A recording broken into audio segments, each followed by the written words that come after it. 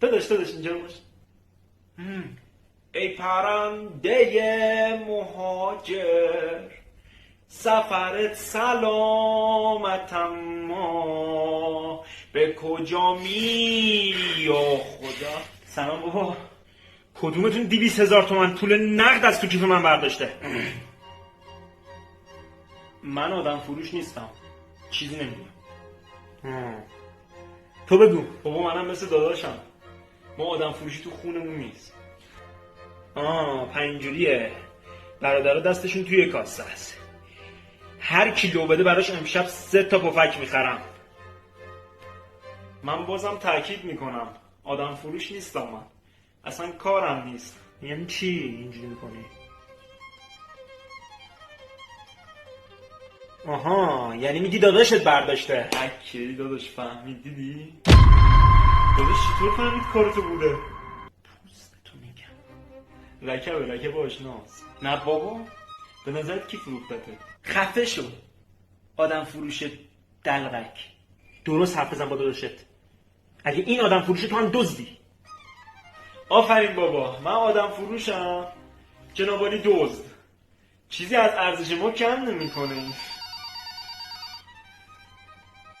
کار دارم با دوتاتون کار دارم. الو جانم. بله. ناراحتی داداش؟ چی؟ خب یه روز بود پفک نخورده بودم. ببند دهنتو. صبح یه دونه چیتوز موتوری خوردی.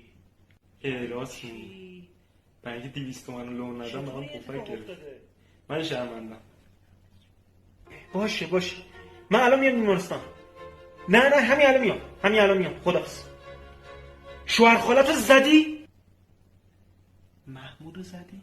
یه سوال دارم، مگه اینطور نیست هر کی لباسشو در بیاره یعنی میخواد دعوا کنه؟ آره خب بعضیا تو دعوا لباساشونو در میارن، یعنی چی الان؟ خب با کیوان داشتیم قایم موشک بازی میکردیم، من رفتم تو اتاق خاله و شوهر خاله زیر تخت 2 نفرشون قایم شد.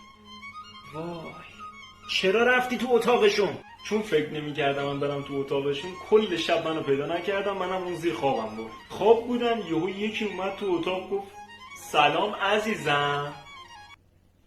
خدای کیه؟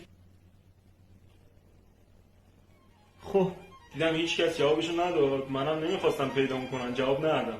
خب ادامش. یهو گفت نکنه قایم شدی عزیزم. منم از زیر تخت اومدم بیرون. چطور فهمیده من اونجا؟ گفتم چطور فهمیدی عزیزم؟ نخند بهش. بعدم همینجوری داره نگاه میکنه. گفتم شوهر خاله پیدام کرد. منم دیدم لباسشو کنده. گفتم دعوا داری؟